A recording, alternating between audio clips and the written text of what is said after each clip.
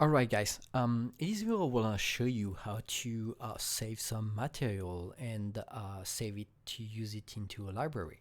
So first of all, we're gonna create our personal library.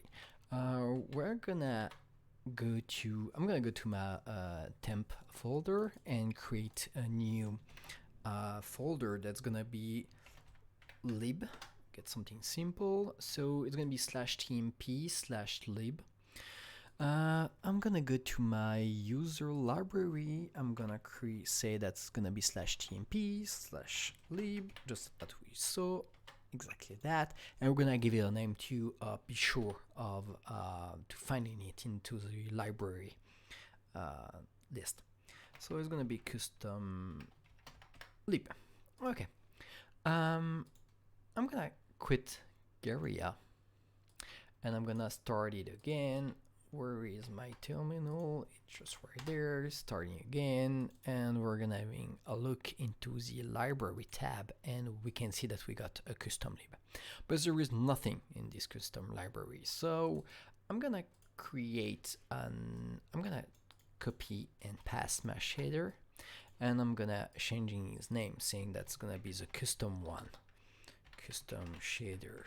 Just to be sure that is gonna be different name from the one I've got.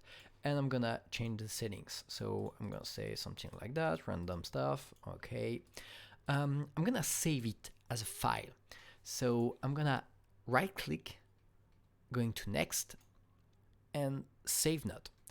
I'm gonna go to my files explorer and say that's gonna be into the templib folder that's gonna save this node. This is a G node. This is the name of the Garia node. It's ASCII code. That's just caching the node into the hard drive.